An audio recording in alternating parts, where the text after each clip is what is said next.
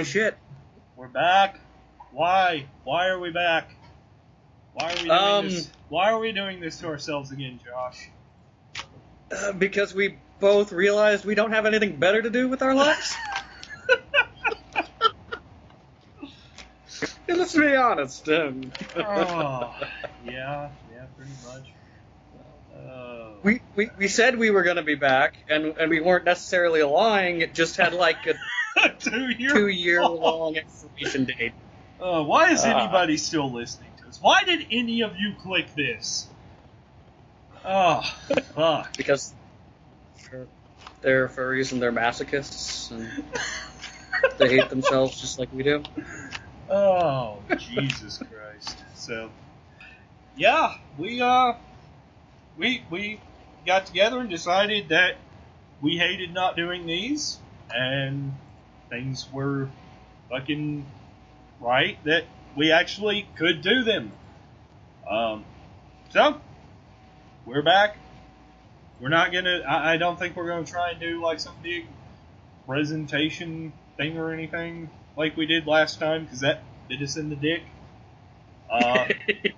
Totally turned around and bit us.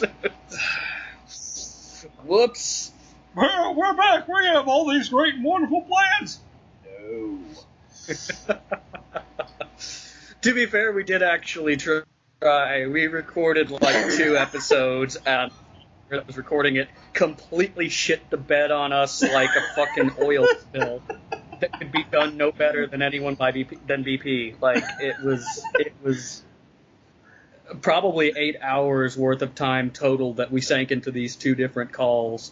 We also wasted somebody else's time, so like we weren't the only ones that got fucking bit in the cock after that. But now everything should be good to go, and we've got more time on our hands to do this sort of stuff. And like Ed said, we just kind of wanted to do them again. We missed doing them. I've been missing doing these for a while. Yeah, same. I think the idea kind of hit us both at the same time, like, wait, why aren't we doing them? So here we are. Yeah, this should be fun. What better way to start this shit off than Josh and I, decided we were going to watch Bitter Laek. Can you fill me in a little bit on what the fuck that actually is? If you haven't heard, Bitter Laek is a furry, quote-unquote, movie. Basically what it is it's a live-action motion picture. It's like 42, 41 minutes long. We literally just finished watching it, so this will be fresh in our minds, and I don't even remember how much time I wasted on this. It's about 41 minutes long. Okay. So it's if you haven't seen it, if you do decide to go see it, you'll only be wasting about as much time as you would be wasting if you went and watched an episode of Bill Nye Saves the World. So be out of about the same amount of time, and this left me with a little bit less of a headache, I have to say. So there you go. Oh, man.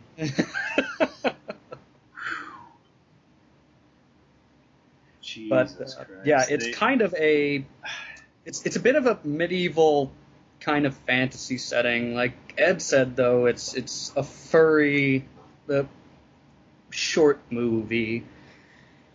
So they're all fursuiters, like live action fursuiters. And I don't know, Ed, what exactly brought you to this?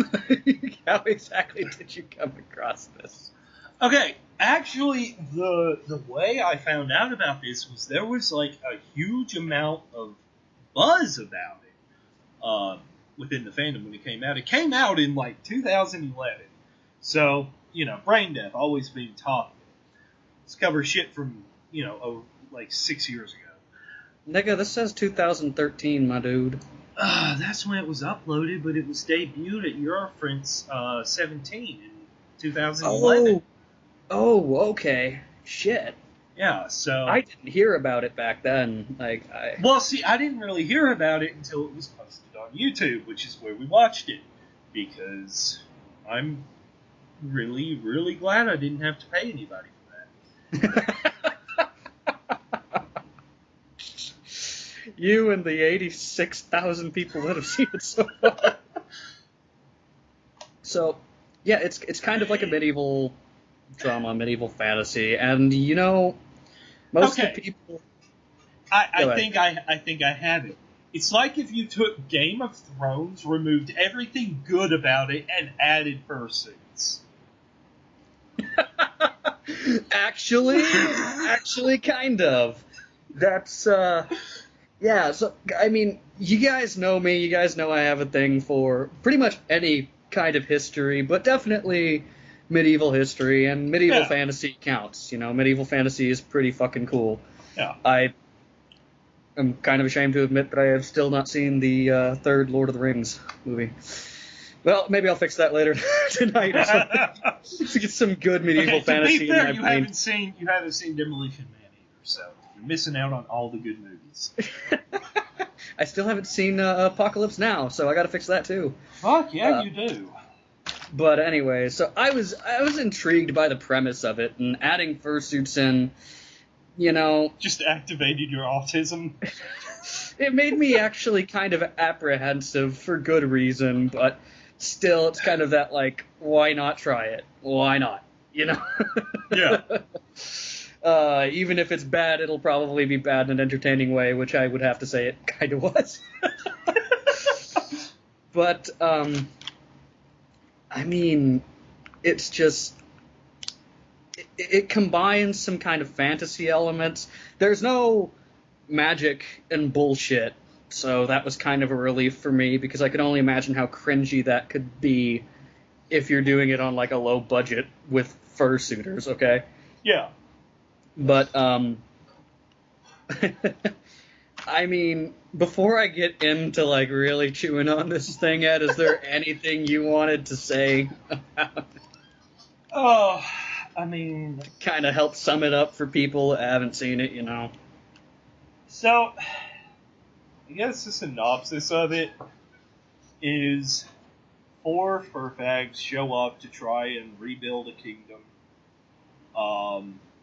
There is, of course, treachery, trademark.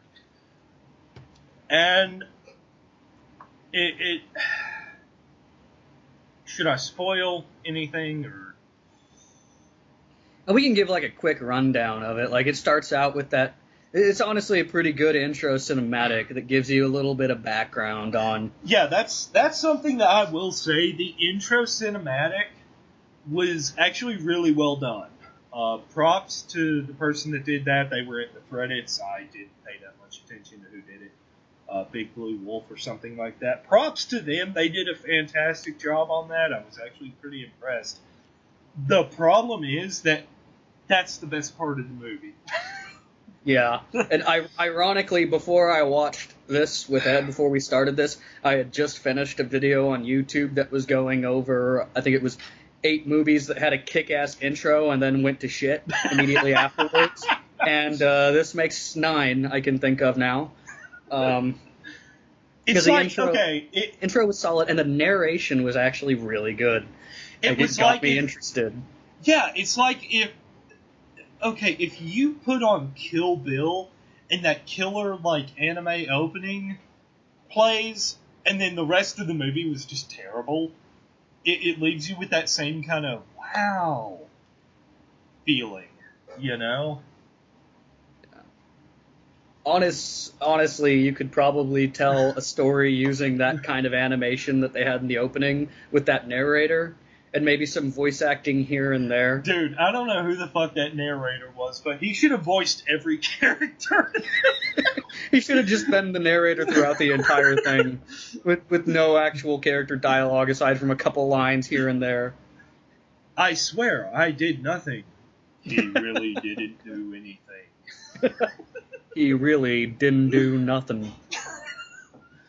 So, for I guess, representatives of each section of the kingdom, get together in a small room, and it turns very Game of Thrones very quick. Probably because it's a 41-minute film, and they have to move things along. That was something that bothered me. The pacing was either really fast or really slow. There was no good in between in this. You know? It was either like I made a comment to Josh that, oh great, we just killed half our cast in like 2 minutes. Which again, it could be because it's 41 minutes long, but I don't know. I've seen they get together in this room, and the kingdom is in descent. They say turmoil, but it's in descent, and due to certain circumstances, there is a king that should be legitimate, and the territories are kind of up in arms over whether or not to agree to the legitimacy of his throne, because they all have some sort of stake in it. Yeah. Yeah, and from there there's a little bit of drama and everything, and I'm going to go ahead and say I'm not going to give out any spoilers, just because if anybody does want to watch, no major spoilers, no plot ruining spoilers, that is, because there's going to be some spoilers. We're discussing it, for Christ's sake. Yeah. There's some drama and some sketchy shit going on in this little tiny area that they're supposed to be having this meeting later on. Which was a very obvious rental property, by the way. Yeah. And they're trying to sort out some of the fine details, and of course, shady characters show up and things go awry, and it is relatively predictable, but I mean, then again, most movies nowadays are. Yeah. So I won't give it too much shit for that, but that's just the beginning, because there's plenty of shit to give it. I hate to say. I will go ahead and say this as a preface, that I'm glad to see some people actually trying to put out some more serious, interesting, quality furry shit. That is kind of neat. Yeah, I really can't rag him too much for that. We aren't to the point yet where it can actually be good. Props for them for trying, and I'm sure they put a lot of effort into this, and where they did put a lot of effort in, sometimes it actually shows, but yeah, we are not yet to the point where furries can do a little independent thing of a scope like this and have it be really solid. Yeah, really solid. That because let's be honest, nobody a furry watch this and enjoy it, and that's cool if you do actually enjoy it, but anyone who's not a furry or not super into like really niche independent medieval fantasy, which is about as niche gets, nobody outside of that is going to enjoy it. Yeah, that, and I think that's one of the things that took us out of it, because Josh and I, while we are knee deep in the fandom, we're not so into it that we liked it just for the fact that, talking animals! Yeah, I mean... I think we both kind of watched it from a perspective of the average, moviegoer. Yeah, I'm just basing it on its general content, not giving any favor to it because of the fact that there are fursuiters in it. Yeah, exactly, because it caters to our fandom. Which, again, is maybe an aspect for you, and if you really do like fursuits, and you think the idea of a live-action fursuit thing is cool, then you can give it a try, and you might like it. Well, I think to a degree the fursuits hurt it a good bit, because, and there were a couple of times in this film where, like the war diatribe that black dude. Oh, let me fix that. What? You better keep that in.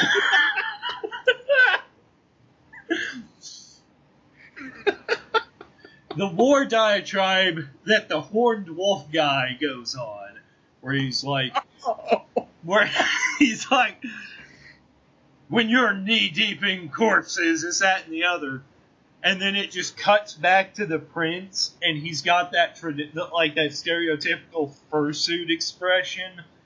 You know, I bust out laughing. Like, in that context, the look on the fursuit's face was just the goofiest, dumbest, most like looking thing you've ever seen. And that's something I will say about all the suits in the movie. They all looked really good. Well, yeah, they're clockwork creature Clockwork suits. Creatures never does bad stuff. Yeah, but exactly. When you put into a situation where this guy is like pouring out this war diatribe that's really graphic and serious, and then it cuts to the other guy and he's just staring at him with these big eyes, his mouth half open, like you're like, whoa, what? Holy shit. And just for the record, that black guy is a black wolf with horns. So Yeah. although he does constantly talk in this gruffy voice that makes him sound like one of the orcs in Skyrim, which were voiced by a black dude, I think. So, Yeah. but yeah, I mean, there's some good aspects of the movie, and I think I've done enough trying to not completely shit on it. So now I think we should go ahead and talk about some of the shit, like we just mentioned, that made us bust out fucking laughing. Okay. And I can think of the very first one I want to fucking say, and it's probably the same thing that you want to fucking say right now, Ed. Let's see if we're on the same page here. That fucking prince's voice. I was going to say the sound editing. Oh, yes. Let's go with that first. You're right. Holy shit, that was the first fucking thing I noticed within, like, less than a minute. So, the movie starts off, and Foxamore did the music. For those of you who don't know, Foxamore is probably one of the most well-known musicians in the furry fandom. He does a lot of orchestral stuff.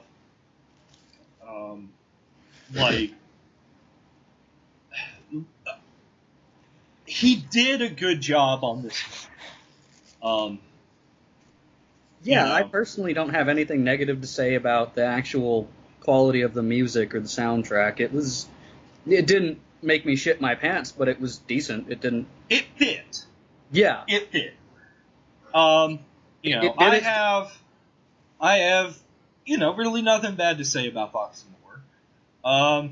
What I do have bad to say is that apparently, okay, so Easy Wolf is the dude who made this thing, the movie, and from everything that I have gathered, he's the one that edited the sound, did the sound editing. For those of you who don't know, I run like a studio out of my home. I like legitimately record bands and shit. So I'm a bit of a sound editor myself. I know a little bit about mixing and shit. Actually, I just handed Mountain Bastard their album today, and they were actually really impressed with it. So that's coming out. Yeah, that's coming out soon. I'll probably edit that out. I doubt that the dudes in Mountain Bastard want to be mentioned in this. Can you just censor the fucking name with a bleep? BrainDeath, the radio edit. So I do know a little bit about editing. I'm the one that edits these podcasts. Which means he has some marginal understanding of how to not completely cock something up. And I don't know Easy Wolf. I've never heard of him before or after Bitter Lake, so I don't know. Never heard of him before it? No. Dude, he's the guy that did the Room 336 or 366. Oh. Yeah. Well. Well then. So, he was apparently very, very proud to get Foxamore to do the music for this. Because every time that it was just solo music, it was loud as fuck. And then dialogue would come in, and you would have to crank the music, or crank the volume back up to hear the voices. And then the music would come back, and it's like, oh god, that's entirely too loud. Like, the entire first 10 minutes of the movie, Josh and I were constantly bitching back and forth to one another about having to constantly adjust the volume in YouTube. And we were constantly having to do it because we were only actually able to hear each other bitching after we'd lowered it all the way, and we had to ask each other to repeat ourselves. Of course, that would cause us to miss some of the fucking dialogue, which, while the music is good, I'd like to think the dialogue is probably a little bit more important than the actual fucking story. Like, is this a Disney musical? Like, no, I didn't see fucking Aladdin anywhere, so what is going on with this shit? Like, it was just fucking infuriating. Yeah. Like... And, I mean, I've seen, you know, blockbuster titles that do a really bad job of this, too, but not to this level, and this is so short, it's just unexcusable. Like, it really is. Yeah, like that, the level difference between the music and the dialogue. Like, if the music had been playing at that level during the dialogue, you would not have even known it was there. That they were saying anything. Yeah, it would have completely drowned out the dialogue altogether. That's how extreme the difference was. And honestly, I get having parts where the music is the loudest thing. I can understand, there's probably a lot of movies where there are scenes where the loudest thing throughout the entire movie itself is a part with music. Yeah, especially like during like a fight or something. Yeah, like a fight scene, or that scene at the end of The Matrix, the Jesus scene. You know, where it climaxes. The climax of the movie. And the loudest parts of this film were not in the climax. The loudest parts of this film were all the parts that had music. Like, like all of them. How many parts have you maximized volume-wise to prepare for this interview? All of them? So that's definitely, like, probably my first and biggest gripe. Yeah, that's the most noticeable thing going into it. And then the other little things start to show up. Like I said before, the prince's voice, or voice actor, or whatever. Whoever. Fucking, yeah. What specifically about that was driving you nuts? Because I remember you saying you thought it was going to be the dragon female that was going to drive you nuts voice-wise. The thing with the dragon female was the way her voice was mixed. It had a lot of low end, which to me was strange. But it got better as time went on. The delivery for the prince was what drove me nuts. Like the part where, spoiler, he is found holding the knife that killed the dragon chick. And he's accused by the colonel, like, "Oh, what did you do?" "I did nothing." Yeah, and I mean, it was the weakest defense ever. I did nothing. Yeah, if I'm the colonel, I'm just going to be looking at him like,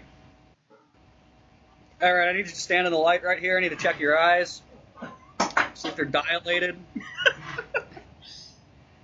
Sir, have you consumed any substances within the last 3 hours? Yeah, the quality of the voice acting on that particular character was pretty terrible. And now, in retrospect, I can see why in that first deliberation scene that they had, he pretty much didn't say anything. Because if he had, it would have just ruined it, and all the characters would have just stopped talking to each other and be like, yo, illegitimate prince, bitch, the adults are talking. Go back, stand in the corner, don't say nothing. Oh, man. But, I mean, I guess that is, in some ways, a good thing, because that means that we're actually able to single out a character that did voice acting so badly that we can really riff on him. Right. Which kind of protects it. Because, I mean, like I said, the big black horned wolf dude did kind of sound like a fucking orc, but, I mean, it's a big black horned wolf dude. He doesn't really have to sound particularly realistic. And the voice acting for the other two quote-unquote main characters was decent. Not great. Not great. Like I said, the dragon chick, she was alright. Yeah, especially after that first scene was painful, but after that it was manageable. Her character, like, motions, like when she was trying to emote with her arms, came off as a bit weird to me.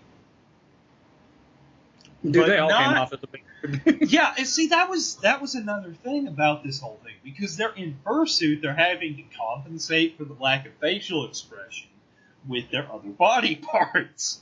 So, like, you get the war diatribe from the horned wolf dude, and he's just, like, flailing everywhere. And they make the worst possible decision to bring that scene back up when they're done with it. They focus on the one part of the character playing the prince that isn't able to articulate any emotion, and that's the face. And that's why it's so fucking funny. If they had focused on his back and just kind of showed him relax a bit and, like, let his shoulders down and maybe look out the window like, oh, you know, like he doesn't have anything to say back to him. Yeah, no, instead you get the standard fursuit face, which in this context is And, I mean, it goes back to the limitations of the suits, but that particular shot is another thing I guess I ought to mention before I forget. You've got to work around that when you're doing something like this. Yeah. You know, Clockwork Creatures does a great job with their suits, but if you're trying to do something that shows emotion, I'm sorry, but you're not going to rest the camera. Clockwork Creatures fursuits would be fantastic in, like, a werewolf movie where it was, like, stalking someone through the woods, you know? Yeah. It would be perfect for that. The main character of a movie? No, obviously not. Well, like I was saying, if you're going to be doing something that features fursuiters as your main characters, obviously you're not going to be able to avoid that 100%, but there are certain things you can do to avoid that. Like I said, suggesting a shot from behind where big black horned wolf colonel is staring at him after giving him his diatribe, and you just get his back with his shoulders kind of slouched and looking like he doesn't really have any good comeback for him. Yeah, he just kind of deflates. Yeah. That would work a lot better than just a close-up on the face that can't move. And then you see that again in the beginning when they spend, like, fucking 30 seconds following this character running through the woods along his, like, feet and legs. Yeah, it's like a waist-down shot that shows his feet, and he's walking through the woods, and you can clearly see, like, the fucking... The seams between the legs and the foot paws. Yeah, you can see that. You can see the fucking padding on the bottom of the foot so it doesn't ruin the paw, you know? Yeah. And on top of that, it's clunky, so he's supposed to look like he's moving hurriedly, but because he's in fursuit. You can literally see him kind of stumbling a little bit and stuff like that, and it's just like... I get what they're trying to do. I've seen it, and you've seen it in a million movies where there's a chase scene and somebody's running down the street or through the woods or through something, and you just see their legs and that quick frenetic motion. It builds up a sense of tension and panic. Yeah, it was like if someone was filming a fucking like assassin movie and he's like stalking through the woods going after somebody, you know. And it's like, okay, that was good, but now I want you to tie cinder blocks to your feet. And the thing is, that's another good example of where they, I don't know, they fail to take into account that there's better ways to shoot that sort of thing when you're dealing with a fucking fursuit. If it was like an ordinary person, even an untrained actor, that scene would have worked fine because they actually could have probably ran through the woods quickly and you And wouldn't pulled have it off, this, yeah. yeah, you wouldn't have this immersion breaking, obvious costume thing going on. If they had focused on, a chest up for that shot, even with the fursuit, it might have been better. Yeah. If maybe they had given because they're all plantigrade characters, they're not digitigrade suits, so The there'd Prince be no. was? The Prince was digigrade? Well, okay, yeah, but not in that scene. Yeah, no, not in that scene. So in that scene, you could have just had a fursuiter that had like boots on, Yeah. who could move around relatively well, and the legs would be moving like they're kind of supposed to be. Just get some slightly oversized boots and tuck the fursuit pants into them. Exactly. But no, we get to see an obvious seam and padding of fursuit shoes. Yeah, it's one of the first scenes in the movie, so immediately your immersion is fucking broken. Yeah. It's like, Which is a fantastic idea for a fucking fantasy set. In sarcasm. Yeah, I mean, and there's other examples of that in the movie, but I think I've covered that particular thing enough. It's just one of the things I noticed, and I'm like, man, that would have been easy to fix, but nope. Nope, and I don't know what... And some of the takes that they went with were odd to me. Like, I don't know if you remember the part where the horned wolf dude is like, they're in the cabin, they're debating like what everybody wants and this, that, and the other. And he gets so mad that he slams his fists on the table. Yeah, I remember that. Except he doesn't. He rears back, goes down 3/4 of the way, and then pulls his punch and lightly taps the table. And I don't know if he was trying to keep from damaging his fursuit, or if they were trying not to damage any of the rental property, or maybe they were trying not to wake their mom up in the other room. Yeah, I don't know. I don't know what the reason for that was. Very deliberately pulled his punch, so to speak, on that one. And that was another one of those kind of immersion-breaking things for me. I just remember feeling like it was an action that turned out being way weaker than it should have been. Yeah. And because of the difference between what I got and my expectation, it made it feel kind of awkward. Yeah. And there's a lot of that throughout the entire movie. Like, there is a lot of it. The fight scene towards the middle of the film. That was...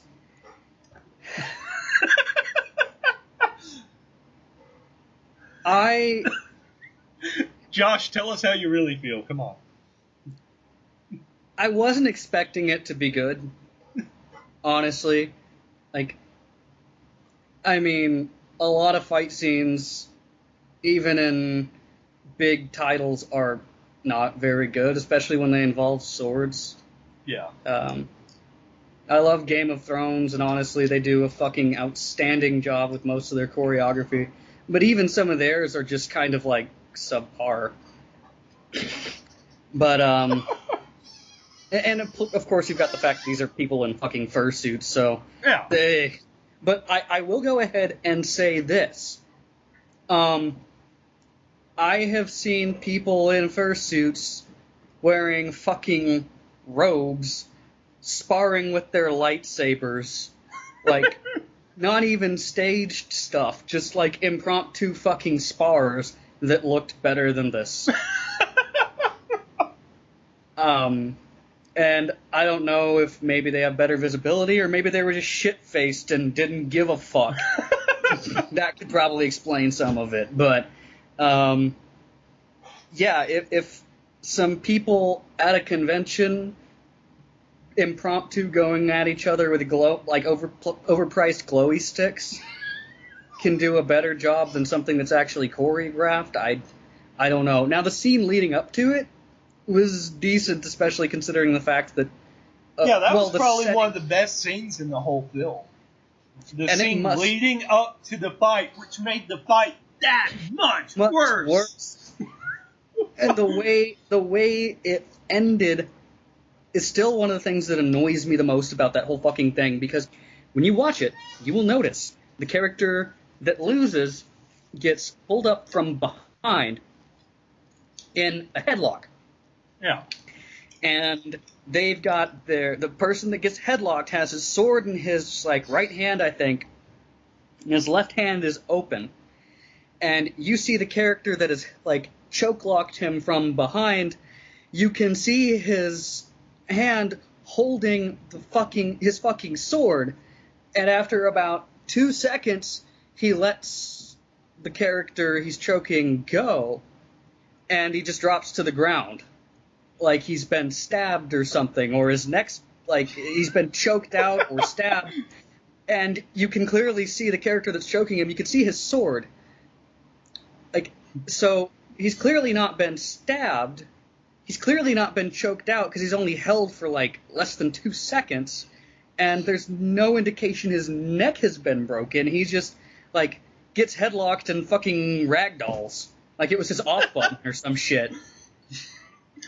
And then the fucking backstab at the very, very last of the fight, where he's on his knees and dude raises the sword and quote unquote plunges it into his back.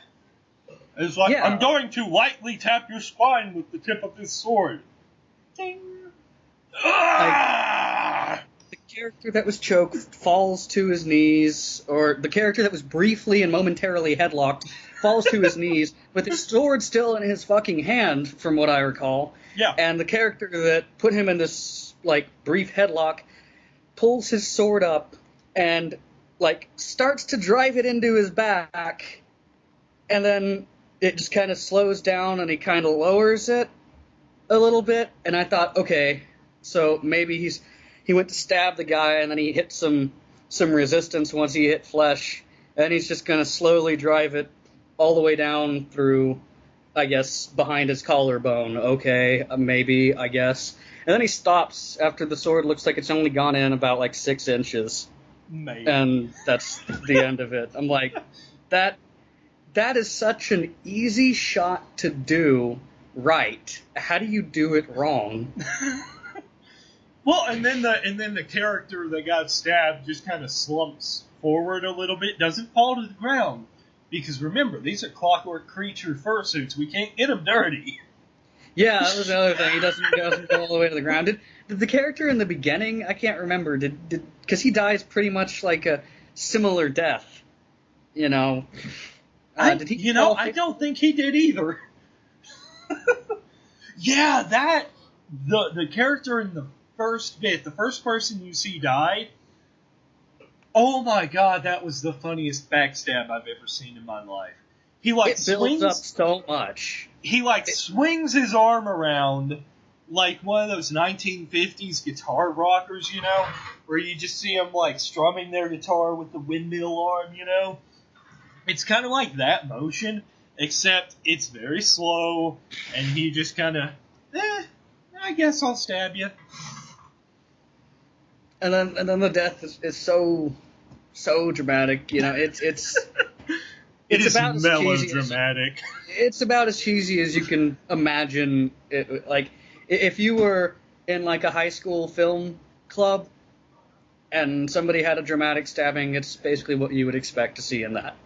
Yeah, it's the death scene in the school play in fucking Zootopia. Except with less blood. Yeah. Yeah. Okay. For as many stabbings that went on in this film, there was no blood whatsoever. That I can tack up to the fact that there's $1,000 fursuits involved. But, yeah. And if they tried to do CGI, it would have just made it a million times worse. if God, they even had the budget. Can you imagine if they had tried to do CGI blood on this? How much more amazing this would be? By amazing, not in a good way, mind you. Oh my god, no! I don't want to imagine that. Oh my god, giving me flashbacks from like The Thing Below, Oh, the God. CGI in that movie. Did you ever see that? Uh-uh. Oh my god! If you like absolutely god awful cheesy horror movies Oh, man. with unforgivable CGI, then you will enjoy the fuck out of The Thing Below. Was it worse than the CGI in fucking Judge Dredd? Yes. Oh, Yes. yeah, I'm gonna have to check this out. Because me and my buddy Ghost got Josh into a call. We were gonna watch a movie, and Josh kept suggesting all these like serious, really good movies. And I'm just like, wait a second, Netflix has the original Judge Dredd. We need to watch that instead. They talked me into it, and I'm almost glad they did. I'm still amazed. I was just thinking about this the other day, because I saw somebody talking about the new Judge Dredd movie that came out in, 13? Yeah. And I was just like, wait a second, that's right, I watched the old one with Ed and Ghost. And, yeah, episode 1 came out 4 years after that. What the fuck?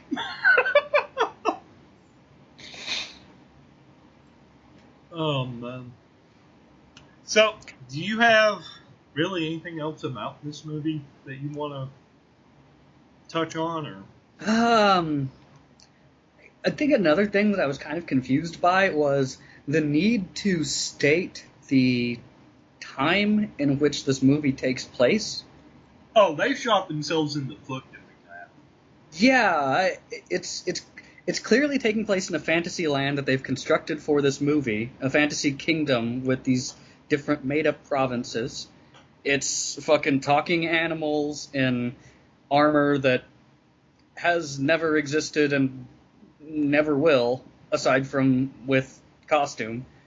Like I said earlier, there's no magic or anything like that, but there's really no need to place it in the time that it's in, and I believe they said 1600?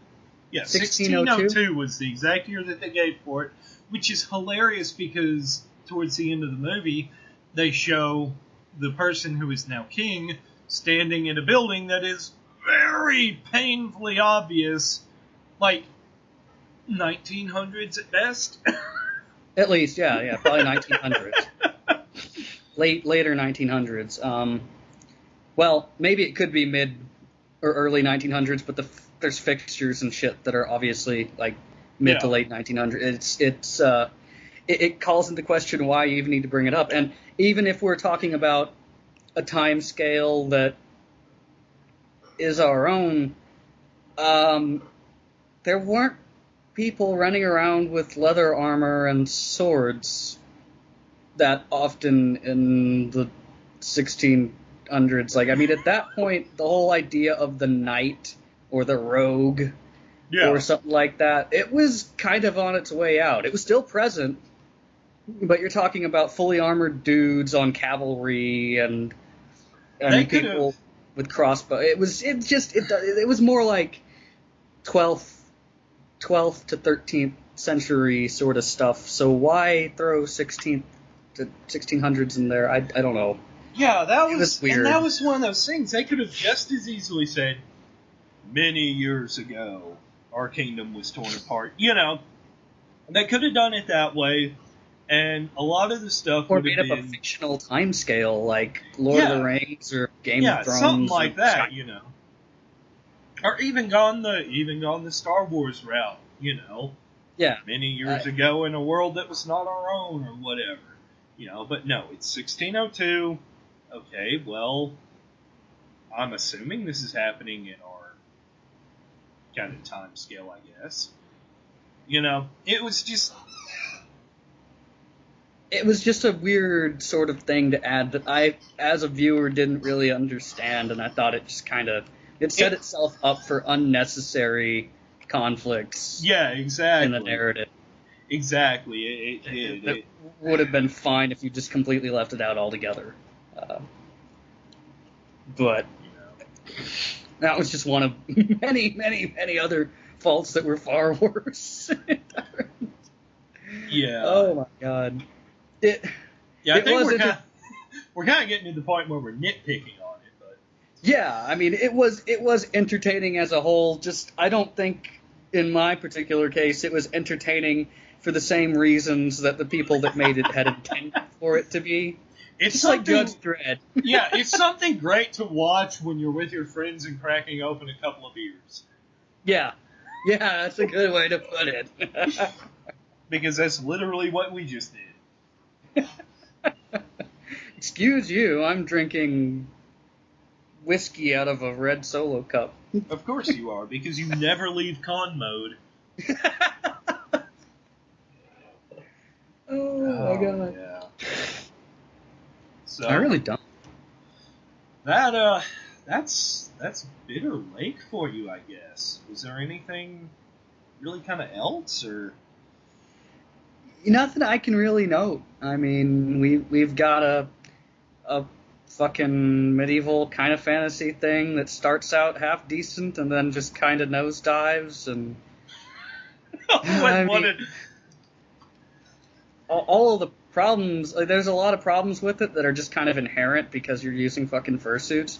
yeah. But there's plenty of other ones that don't have anything to do with that, and then there are ways that they could have sidestepped the fursuit difficulty, that hurdle, and just didn't. Yeah. There's just not just that, but I will go ahead and say, as an aside, it feels like it ends kind of abruptly. Yeah, that was something that I even mentioned to you. I was like, wait, it's over? What? Yeah. Literally stabs the dude and walks away. Yeah, the only positive thing I can say about that is at least it didn't end with like a cheesy good guy winning sort of thing. Oh, thank God. It was very, very much a little bit more of a gray or maybe even darker ending, and that's something I really wish we had a little bit more of in a lot of short movies and just movies in general, because the triumphant fucking hero with happy music and birds everywhere, like, especially if you're doing something in a historical sense, that's usually not how it went. So, yeah. I'll applaud them on that. They didn't go with the, I guess, easy outcome, but that's about all the good stuff I have to say about that. It kind of ends there. Yeah, was I mistaken in thinking that they were trying to pull like an M. Night Shyamalan twist towards the end? I'd say so, because I felt like the twist was very predictable. Like, maybe not before you actually get a glimpse of the hooded figure's face, but as soon as he started talking with our little assassin, I was already like, I know exactly where this is going. That's why I was just cringing the whole time our little assassin is still like getting closer to this obvious sociopath. I'm like, you should know exactly what he's about to do to you. And when he was revealing his grand scheme, like fucking Moriarty, I knew where it was. It was very classic. I'll give it that. It wasn't a M. Night Shyamalan type thing, but then again, saying it's not M. Night Shyamalan like is almost a compliment in and of itself. At this point, yeah. Oh man, so that is Bitter Lake. It's a fickle thing. It is very fickle. Yeah. The subtitle for Bitter Lake is Trust is a Fickle Thing. I was surprised that they didn't name drop that more. What do you mean? Why? Like, obviously the character towards the end says it. I was surprised it didn't show up more, honestly. With how cheesy it got sometimes, it was like, that's one of those things that you would kind of expect to show up like 3 or 4 more times than it did. I think it showed up twice. I think I counted it twice. Yeah, it showed up twice, and I was still like, this should have shown up a little bit more than it did. But then kudos to them for, Not avoiding that particular pitfall. Yeah, I'm kind of at a loss for words for this because you're struggling here. You're struggling right now. Because you can't look at it and outright say, "Oh, this is shit." Because if I'm being honest, it's not. It's not just outright dog shit. Like a lot of shit that we see, it comes from the furry fandom. There was effort put into it. They got people who were skilled at their chosen craft to participate in it. Like I said, Foxamore, very respected music composer. The cinematography was not terrible. Some of the shots were a little awkward, but it was obviously shot by someone who puts enough effort into their productions to have decent looking cameras. It wasn't filmed on bullshit. But then it goes so far into the bullshit direction with certain things like the writing and everything. It's like, it's weird. In terms of like independent short films, it's just not that great. Like there are plenty of other like little short films here and there, maybe not quite of this length, that do a better job. And I'm going to try and, in my mind, that statement comes free from the fursuits and their inherent problems being much of a factor.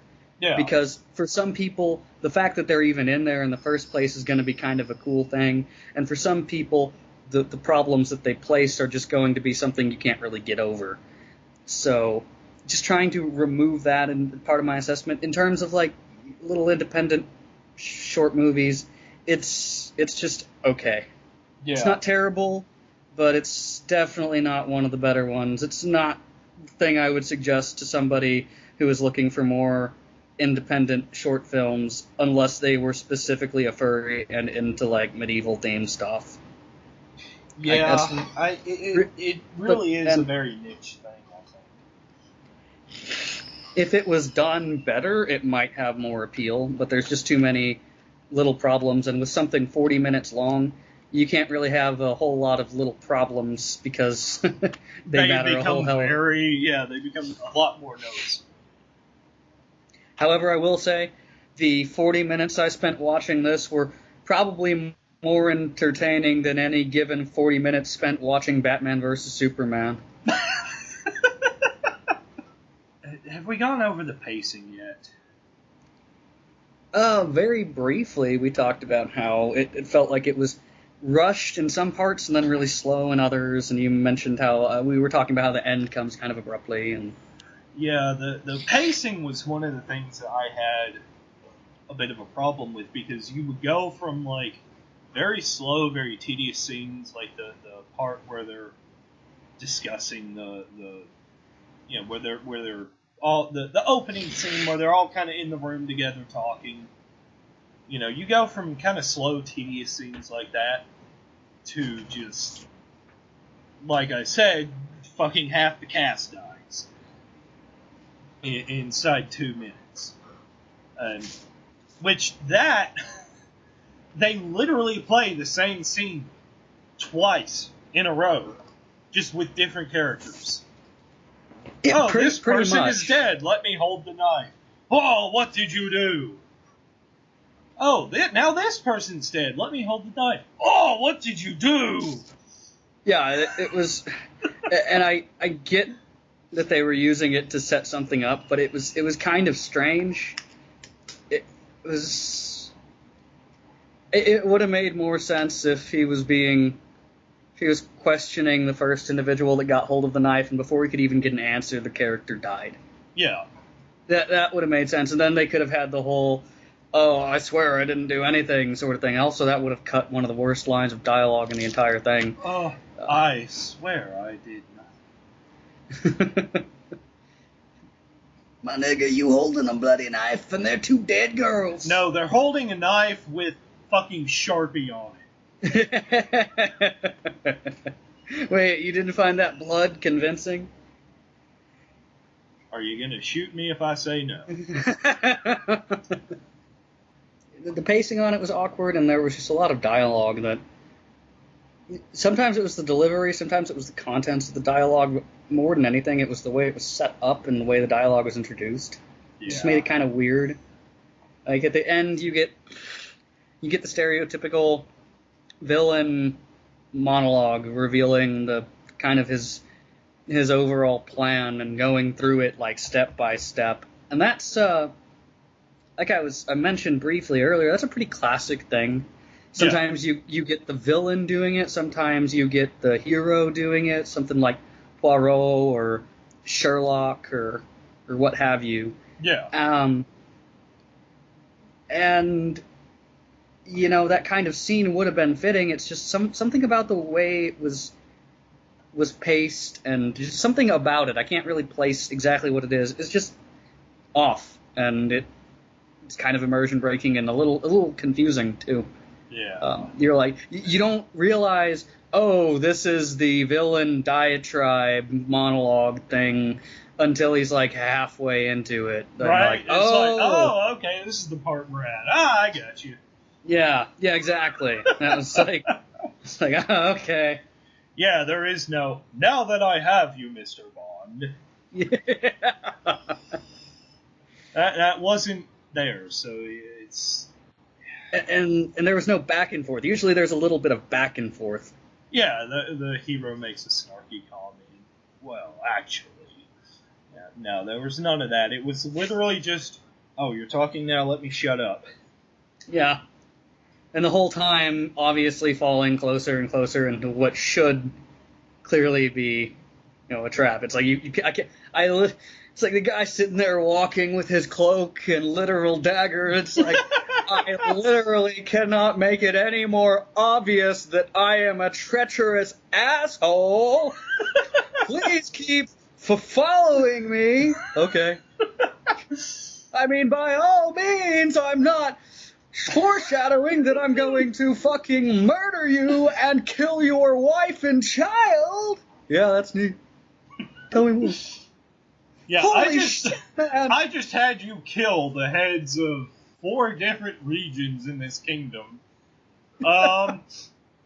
Please, follow me deep into the woods by yourself. Oh, by the way, I'm going to tell you exactly how I did this entire thing.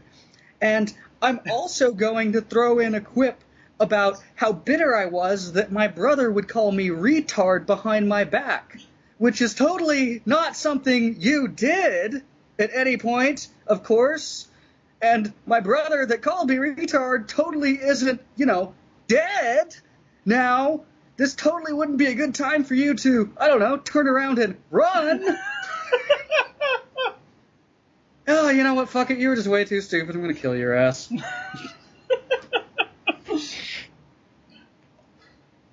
I wonder if they had, like, a furry version of Darwin by this point.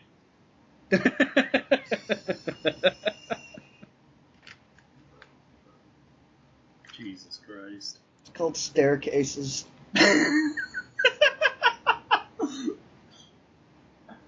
Oh, man. So, I think that's pretty much all we have to say about fucking Bitter Lake. Yeah, I mean, it's only 40 minutes long. There's not a whole lot more to say about it than what we already have. Yeah, it's not so terrible that we can just rip on it for an hour. You know, there's good aspects to it. There's clearly effort put into it, you know, and I'm not going to knock someone for, you know, putting effort into something. There's just enough that it can be mocked. Yeah, exactly. It can at least be discussed. Yeah, exactly. It can be both mocked, complimented, and just discussed. That's why I didn't want to go too hard on it, you know. But yeah, At the same time, there's aspects of it that I can't help but fucking make fun of because it made me bust a gut laughing. Or slam my fucking desk in frustration when I had to adjust the volume for the 28th time in 20 minutes. Yeah, I think that really was the most infuriating part, was constantly having to adjust the fucking volume of the thing. Well, Because the other problems we had with it were like, they were problems that made you kind of go, huh? Or things that made you kind of snort and chuckle to yourself. Just because they were bad in a funny way. That was one of those things that was literally just fucking annoying. Yeah. And there's nothing funny about it. It was just like, Jesus fucking Christ, who did this? Who is the motherfucker responsible for this retardation? But you know what we can rip on wholeheartedly? Batman vs. Superman again?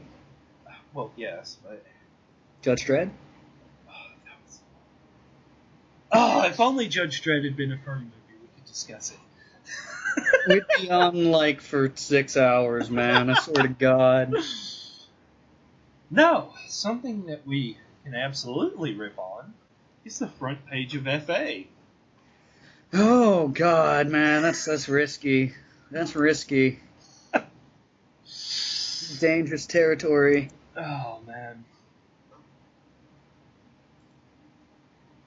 Yeah, I'm up for a round of front page fun, just to kind of close this out, and I can actually have something to mock wholeheartedly, I guess.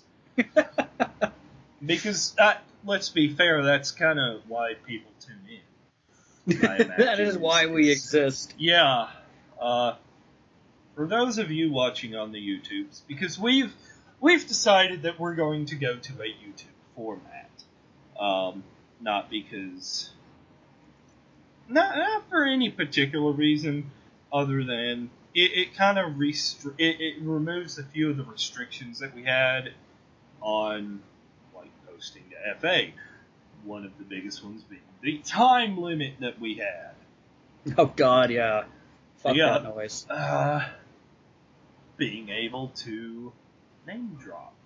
We're going to do our best not to be completely malicious about it. But, in short, if we have to look at some of this autistic shit that's on the front page, you guys are going to have to start doing the same. Exactly. I got some actual video editing software, and instead of the just static image playing over the podcast, I can actually show y'all what we're looking at. Obviously, because it's YouTube, any not safe for work images that we share will be censored. You'll get the idea of what we're looking at. And you said you already had, what, 2? Ed? 2, yeah. I've got 2 of them. Okay. I've only got 1, and it may... I'll keep go refreshing. ahead. Well, go ahead and link the one that you have, and I'll see if it's one that I grabbed before. No, I have not. This is not one that I... Oh, God! Okay. You, Holy shit! I saw this on the front page, but I didn't realize it was this bad. Oh my God.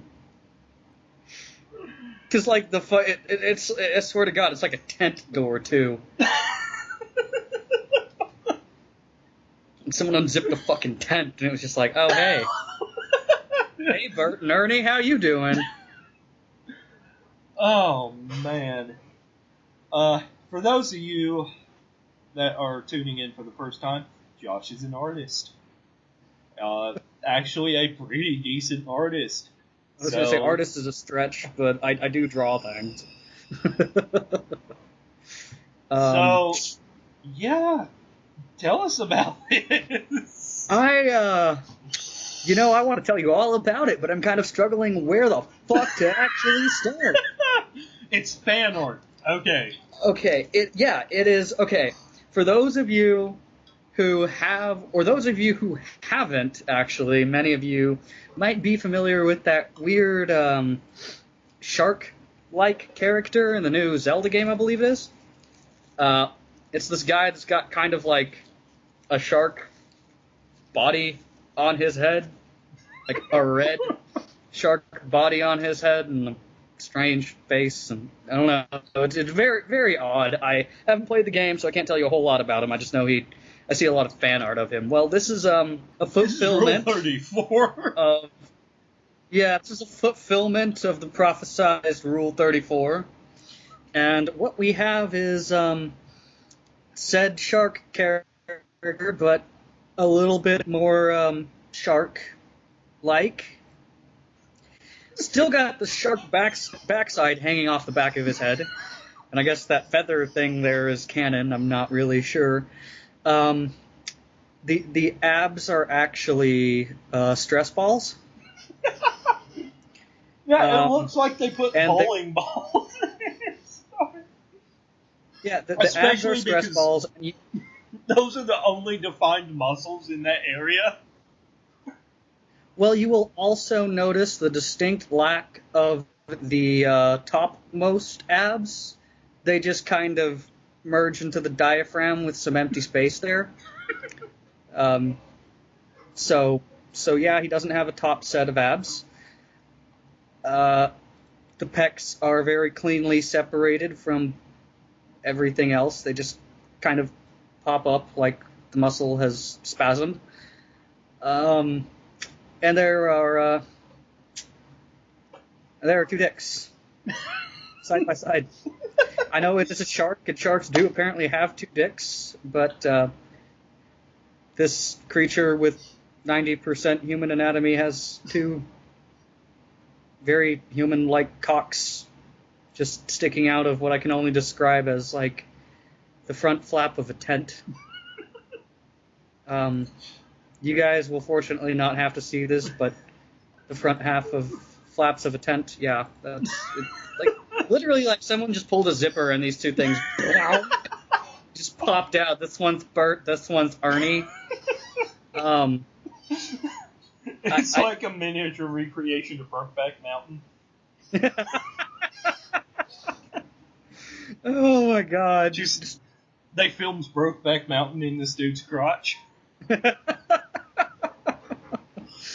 Oh my god, don't do Heath Ledger that discredit. Also, interesting to note, I'm going to go ahead and say that I'm not sure if this is something to do with the character, but I'm going to take a wild guess and fucking say no. He's got gills on his ribs. Like, those are not ribs, those are gills. I guess.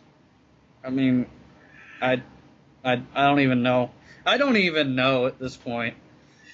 The thing that strikes me as weird, well, one of the things. I was going to say all of it. The calf on the knee that is, like, sitting up, the calf is wider than the thigh. Oh, geez, it kind of is. Yeah, I hadn't even noticed that. Yeah, the calf on this dude is thicker than his thigh, which is... It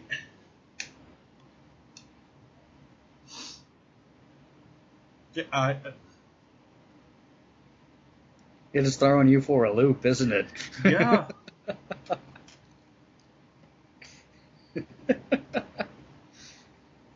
He doesn't skip every leg day, he just skips the leg days on the thighs.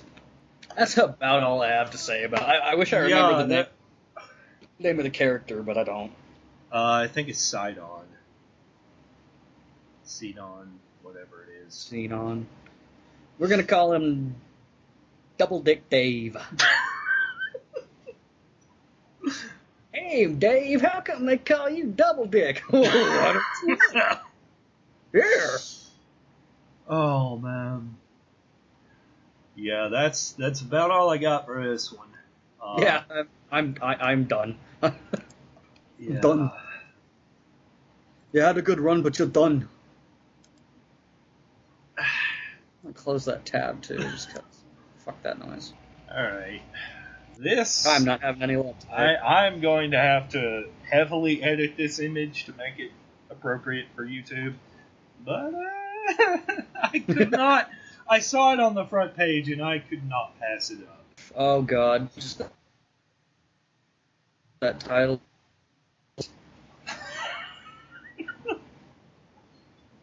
Yeah. Oh god. There Fuck. is... No.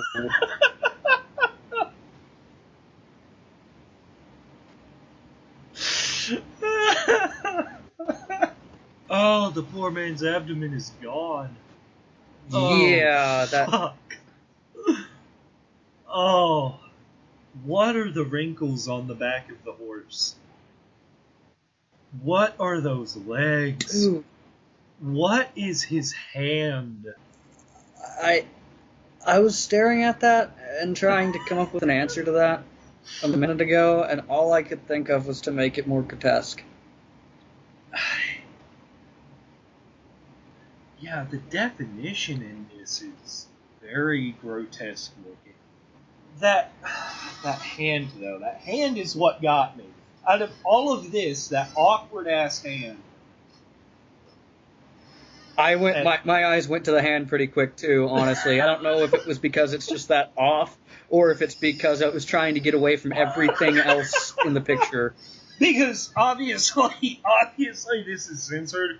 There is just a giant horse stick going into this dude's ass. So much so that it's not even really identifiable as an ass.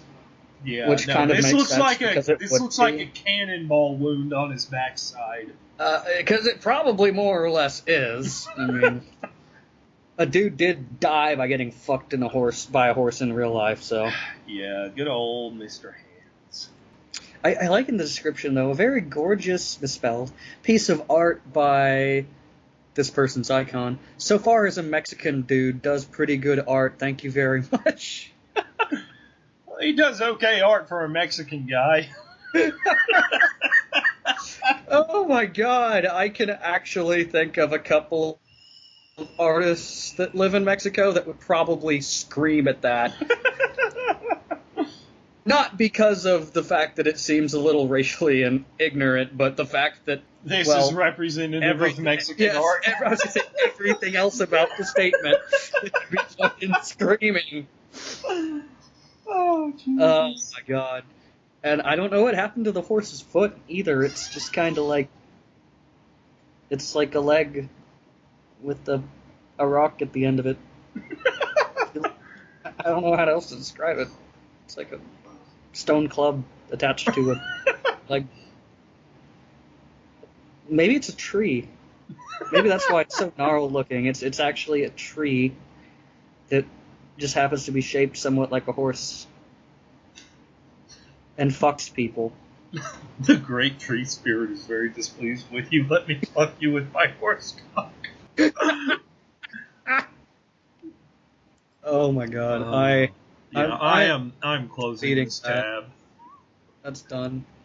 I do have something for you though now. Awesome. Oh god. What? Oh, this is a fantastic note to close on.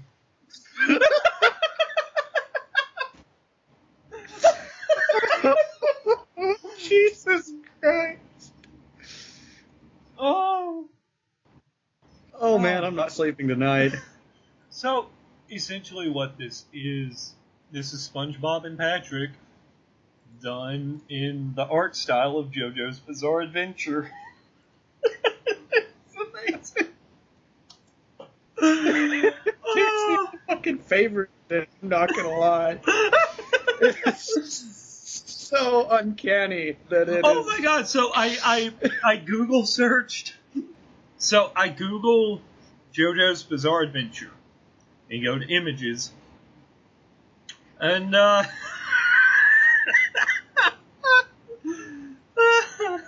this is what pops up. Oh, fuck.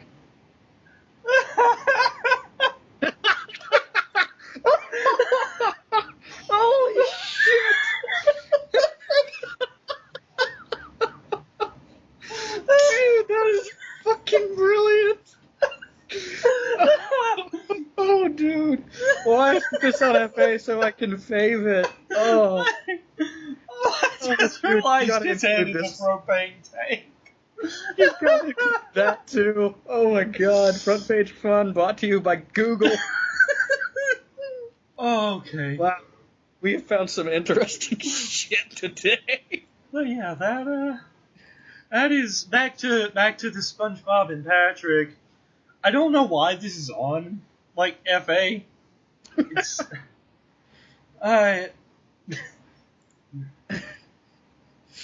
you were expecting furries, but it was actually this, a fabulous JoJo fan art. Yeah. Oh, I don't know what I was expecting, but it just wasn't this.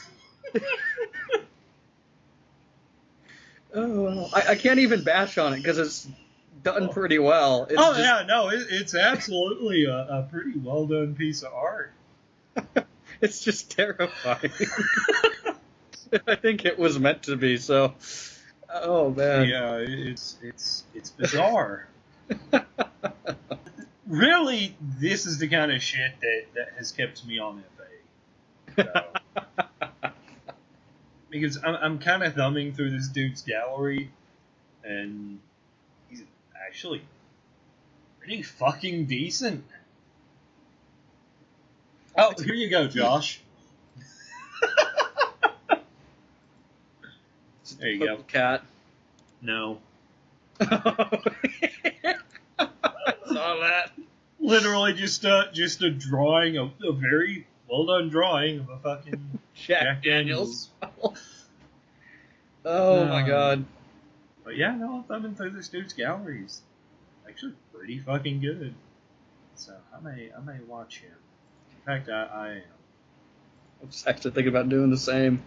They've got a nice painterly style, which is kind of hard to find in the fan. Yeah, it's definitely hard to find it well done. Yeah. See, front page fun can be productive sometimes too. Holy shit. Yeah, I was just trying to think if we've ever done a front page fun where we ended up actually finding someone to watch. I think we have. I'm pretty sure we have. It just hasn't been one of the people we've picked a piece out from before. Those usually end up not being watched. It's other people we find in the meantime.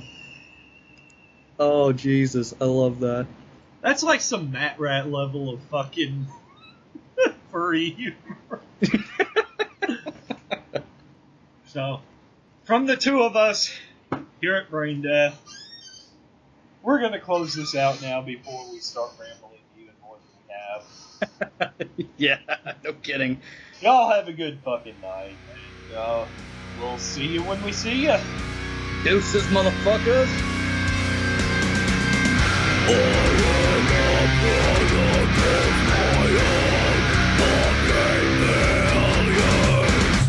Keeping me awake while I'm trying to sleep. Someday I'll realize that